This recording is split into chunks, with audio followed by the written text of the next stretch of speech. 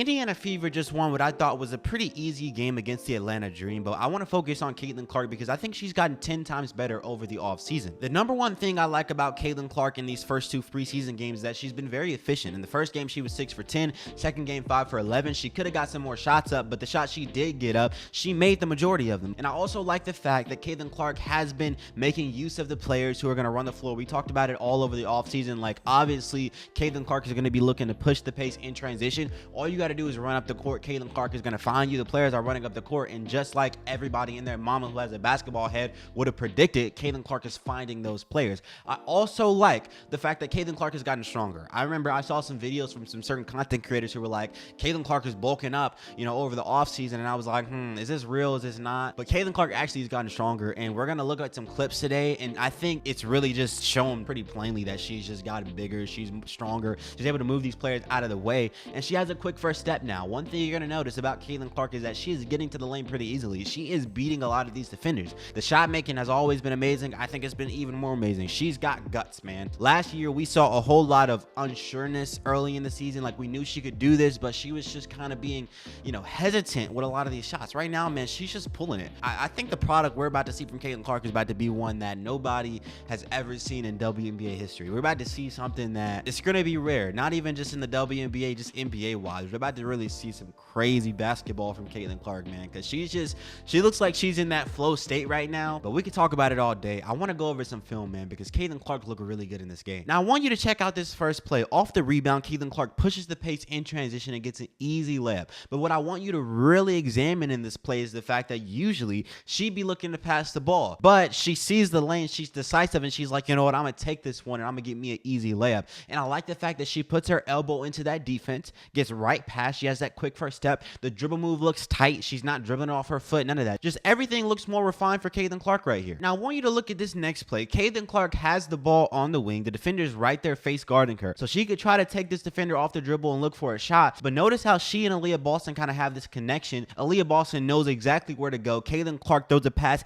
exactly to where Aaliyah Boston is going, and that's an easy layup for Aaliyah Boston. So, you have the plays of her calling her own number, but you also have the plays of her being able to find her teammates and use her ability to make easy, simple passes. She doesn't have to throw a behind the back, flashy pass, falling out of bounds. You don't have to freaking look like Superman or Spider-Man out there. She's just making a simple pass that not everybody can make. It's difficult, but it's simple. She makes it look simple, and you're getting easy buckets just because Caitlin Clark knows how to pass the basketball. Now, I want you to look at this next play. Off the rebound, Caitlin Clark pushes the pace in transition, comes off this screen, and freaking just pulls a shot from the logo. No hesitation, no thinking about it, just immediately sees the opening and pulls it. That is amazing. That is superstar right there. That is why everybody wants to watch the WNBA because of Caitlin Clark. It's because she's willing to do things like this. I talked about it in my last video, man. Not a lot of players in the WNBA are even willing to take a shot like this. A lot of players in the WNBA have been molded to play this 10 passes around the perimeter and then feed it down to the big man, that style of basketball.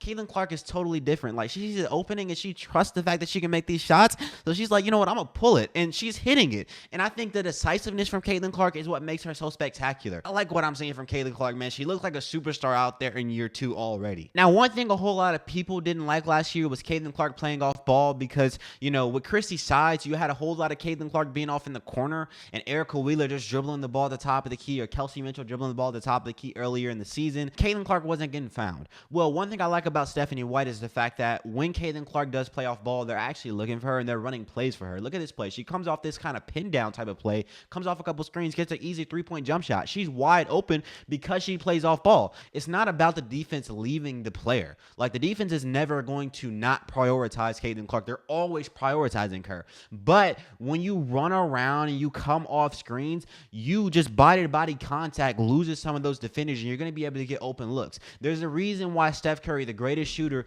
in basketball history, is able to get so many open looks from just running around off ball. It's because that method works. So you have to use it with Caitlin Clark as well. She's going to be double teamed all the time. We're going to see that later on in this video. You saw that all the time in this game against the Dream. But Caitlin Clark can get open looks if she plays off ball. But the playing off ball that I'm talking about is not the playing off ball where you give Erica Wheeler the ball, or in this case, it'd be giving Sydney Colson the ball and just let her dribble at the top of the key while Caitlin Clark doesn't touch it. We like her giving it up and then her touching it. There should never be a play where Caitlin Clark is not not touching the ball. Now, I want you to look at this next play. Off a rebound, Caitlin Clark pushes the pace in transition, and notice how she has the ball on a string. She is just dancing with that defender, and it flows into this beautiful pass down low to Sophie Cunningham, who's cutting back door. This is what you love to see from Caitlin Clark in the Indiana Fever. For one, her dribble move looks amazing. She looks just spectacular. And the thing about this is the defender doesn't know what Caitlin's going to do. Like, she could stop on a dime and shoot this shot. She's done this before and hit it. So, like, you don't really know what she's going to do. You don't know if she's going to pass it. You don't know if she's going to shoot it. So it just kind of leaves the defender guessing, and it gives Caitlin Clark, more space to operate. And look, because you have players moving around, Caitlin Clark is able to make these passes. Last year, how many times did we talk about it? You had Christy Sides having these players out there looking at Caitlin Clark dribble the ball. But at least right now, you got Sophie Cunningham cutting back door, which is giving Caitlin Clark options. She can pass it down there, and she does, and that's an easy layup. I like the fact that she's able to make those passes. She's also able to stop on a dime and hit those shots. She's leaving the defenders guessing, and it's leading to a better product for the Indiana Fever. Now, look at this next play. This is exactly what I'm talking about. This time, the defender isn't able to predict what Caitlin Clark's going to do. Now, who in their right mind would guess Caitlin Clark's going to stop on a dime and shoot this shot? Like, that's ridiculous. She has barely any space right there. She hits this step back, crazy three-point jump shot. The degree of difficulty on this shot is insane. Like, NBA even, that's insane. You don't see NBA players doing that all the time. The defender's right in her face. She hits this crazy step-back three-point jump shot, man. I love the fact that you can't predict this. You can't tell what she's going to do.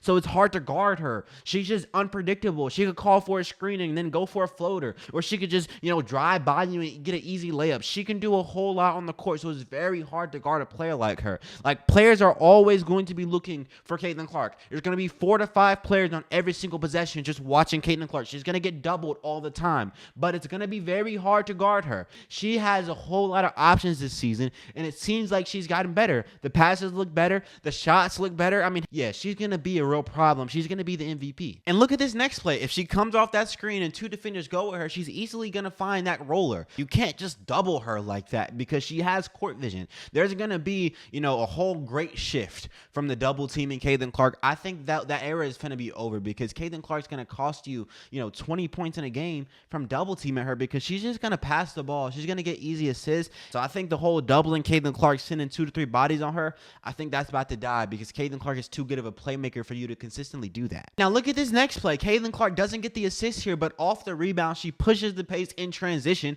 And notice the defenders are probably trying to set themselves up. All you can do is trying to stop the players who are cherry picking, who are running ahead. And if they already got a full head of steam, man, you're not going to stop these players. Caitlin Clark is going to be able to make that pass any day of the week, and that leads to a foul. You get 2 free throws from this because Caitlin Clark throws a bullet pass, and so the defenders can't really guard her. How do you stop her in this situation? If you try to stop the defenders down low and you kind of forget about Caitlin, she can just stop on a dime and shoot a crazy bullet logo shot. It's just really hard to guard her in transition. The Indiana Fever have easy offense like this because Caitlin Clark has so many different, things she can go to. She has many tricks in her bag. She's not a one-way kind of player. She's not just a player who gets to the lane, not just a player who shoots the ball, not just a player who playmakes. She does it all. And all these things make her a superstar. Now look at this next play. Caitlin Clark is able to get past the defender with her smooth moves and quick first step, but instead of taking this easy lane, she passes the ball, which leads to a shot clock violation. I don't like this from Caitlin Clark, but I do like the fact that she's able to get past the defenders. Like I say, she can work on making the shots later.